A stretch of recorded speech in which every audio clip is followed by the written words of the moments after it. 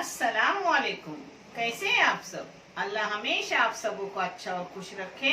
किसी की कोई तकलीफ हो तो अल्लाह अपनी रहमतों से उन तकलीफों को खत्म करे। हर घर को, हर इंसान को खुश व आबाद रखे। आमीन या रब्बुल आलमीन। आज मैं ठंडी की रेसिपी बना रही हूँ, सत्तू यानी भुनी हुई दाल का आटा, जो मैं आपको आगे दिखाऊंगी। और उसमें बादाम और डिंग यानी गोंद, कोकनी में उसको गोंद बोलते हैं, मराठी में डिंग बोलते हैं। डिंग डालकर अच्छे से ठंडी के लिए लड्डू बना रही हूँ, जो आप देख लो। हेल्थ के लिए भी अच्छे हैं और टेस्टी मजेदार है। ये चैनल मैंने बच्चों की तालीम के लिए निकाली हूँ, उन बच्चों के लिए जिनके पास आगे पढ़ने के लिए पैसे नहीं होते। इससे जो भी इनकम आता है उन बच्चों को दिया जाता है जिनको पैसों की जरूरी है, और आपको दिखाया भी जाता है। आप देख लो और आपको अच्छा और सही लगे तो इसे सब्सक्राइब करो, लाइक करो, शेयर करो और चैनल को आगे करने में मदद करो। इंशाल्लाह अल्लाह रब्बुल करीम अपने सबों की गैबी मदद करेंगे और अपने सबों को जज़ाए खैर भी देंगे इंशाल्लाह। चलो, ये सत्तू है आधा किलो, जो बाहर किसी भी मॉल में मिलता है, यानी भुने हुए चने का आटा। अगर आपको ना मिला तो ऐसे भुने हुए चने मिलते हैं, जिसको अपने घर में आधा किलो लाओ, पीसो और उसका आटा लो, यानी उसे सत्तू का आटा बोलते हैं। ये है आधा किलो। और ये शक्कर है 300 ग्राम। मगर आधी शक्कर पीसने की और लाइट गई है, तो लाइट आने के बाद वो पीसूंगी। तब तक मैं आपको दिखाने के लिए वैसे ही मिक्सी रखी हूँ, आधी पीसी हुई है, जिसके लिए लगेगा 200 ग्राम घी। और एक कटोरी भर के मैंने, कम ज्यादा तुम कर सकते हो, गोंद ली हूँ, क्योंकि ठंडी में फायदेमंद चीजें है। और 2 चाय की चम्मच भर के मैंने अपने सूट का पाउडर यानी जिंजर पाउडर, अदरक का पाउडर, वो ली हूँ 2 चाय की चम्मच। और मैंने नमक ली हूँ आधी चाय की चम्मच। और ये है बादाम और पिस्ते बारीक काटे हुए, ये आप कितने भी कम ज्यादा कर सकते हो। इसमें चाहे तो मनुक भी मैं डालूंगी, जो डालते वक्त आपको दिखाऊंगी। इसमें इलायची पाउडर भी जाएगा, जो जाते वक्त मैं आपको दिखाऊंगी। अब पहले मैं अपने गोंद को भून ले रही हूँ, जिसको फिर चूड़ा करके अंदर लूंगी। इसमें आधा घी डाल रही हूँ, आधे से भी कम, अपना गोंद फुलाने के लिए। अपना घी गर्म हुआ कि नहीं, एक डाल के देखने का गोंद, ये गर्म हो गया, फूल गया। अब इसमें थोड़ा थोड़ा करके गोंद फुला के लूंगी। बिस्मिल्लाह।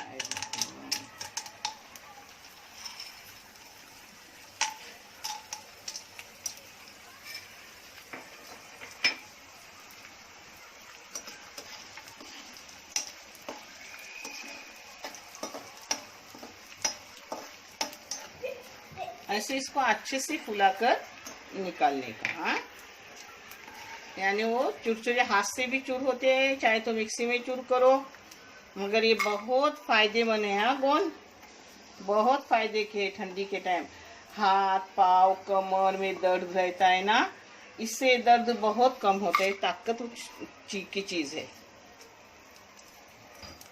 ये फुला के हो गई, इसको मिक्सी में बारीक करके पूरा लो, नहीं तो फिर अपने हाथों से बारीक करके लो।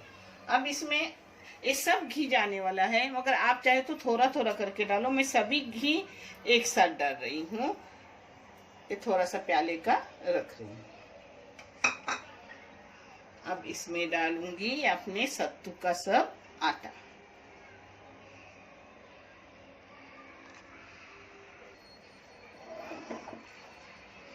अब इस आटे को पूरे भून लूंगी अच्छे से कम आधा घंटा। और आधे घंटे से आगे हुआ तो भी मैं आपको बोलूंगी कितना टाइम हो, क्योंकि मैंने कभी घड़ी लगा के भुना नहीं हूँ, आज पहली बार घड़ी लगा रही हूँ। मैं लाल होने के बाद बंद करती हूँ।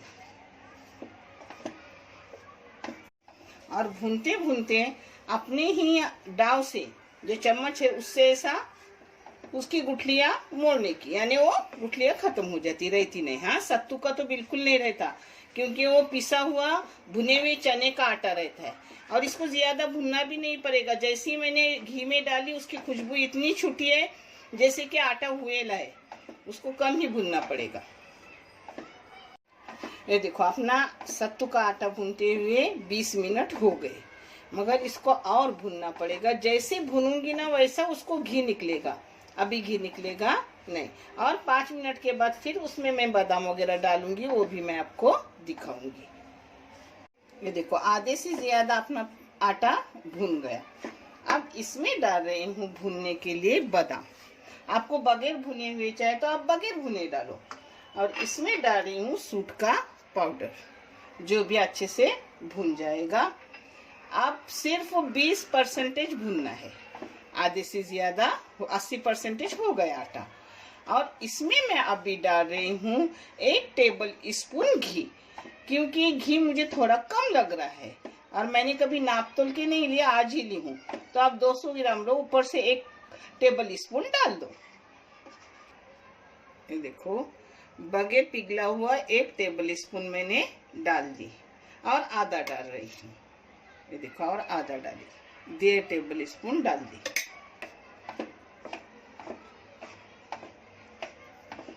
ये 1.5 टेबल स्पून आप 80% आटा भूनने के बाद ही डालो, यानी उतना अपने लड्डू को घी चमकदार लगता है लास्ट में। ये देखो अपना आटा पूरा हो गया, पूरे 25 मिनट गए भुनने में। हाँ, अब इसमें डाल रही हूँ नमक डाल के 2-3 चम्मच मारूंगी और बंद करके रखूंगी।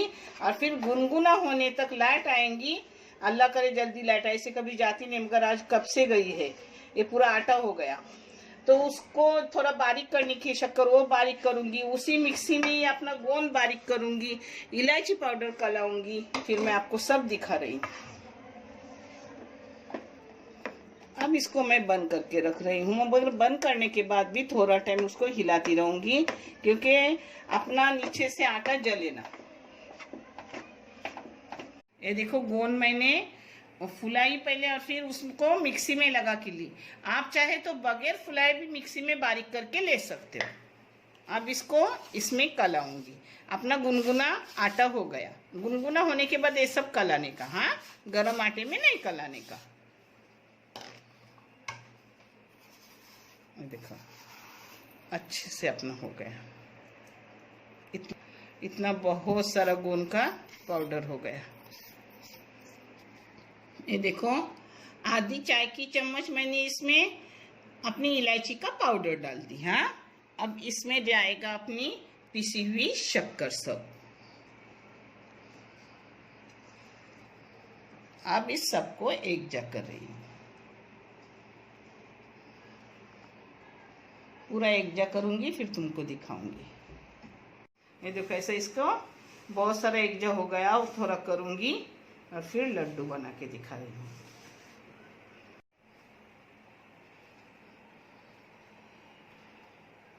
ये देखो ऐसे ही लड्डू बन के, आप चाहे तो 2 हाथ से बांधो, मैं 1 हाथ से ही काम करती हूँ, मुझे वो आदत है। लड्डू भी मैं 1 हाथ से हमेशा बांधती हूँ।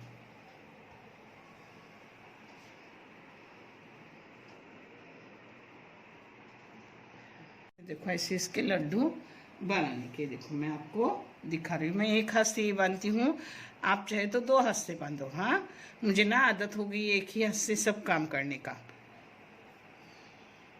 ऐसे सब लड्डू बांधूंगी और फिर आपको एडवर्टाइज करके दिखा रही हूँ।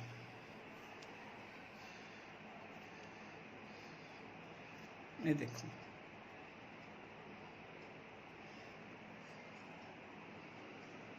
बादाम वगैरह है ना, तो देखो कैसे दिख रहे, चुड़चुड़े भी बादाम हो गए, अंदर अपना गोंद हो गया है सब।